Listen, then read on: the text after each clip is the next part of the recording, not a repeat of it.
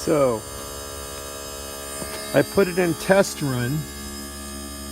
Test run is switch 3, which is that one right there, and it's supposed to be in heating. Did you see me point to it? That one right there? That's switch 3, see it? And it's supposed to be in heating, but it's apparently in cooling because we're frosting.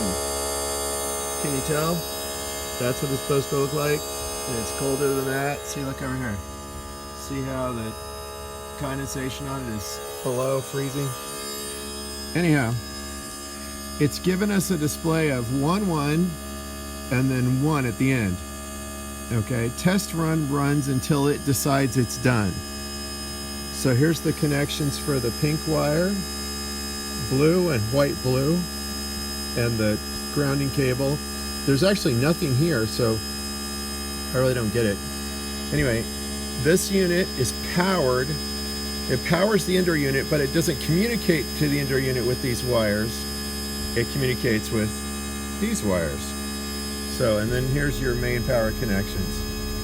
So, and here's our fans turning, as you like to video.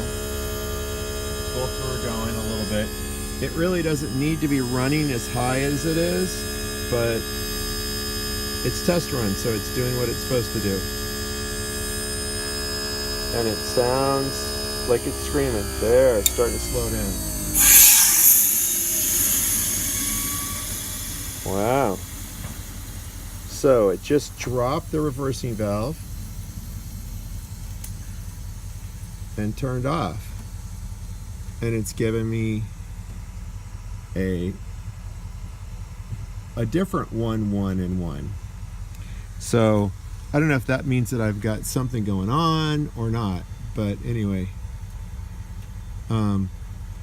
it looks like we're gonna have to spend more time out here because it's getting really late and I want to go home. So that turns test run off right there. All the indoor heads work, so we're good.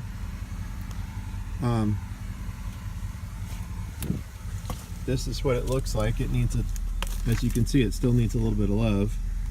I'm leaving the bag with the line hide out here. He says he's going to drop this thing down on new concrete tomorrow, so I'm just going to button everything up and split.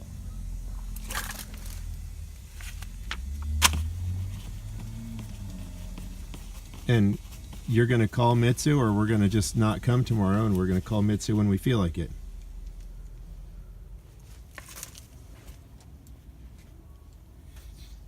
Huh.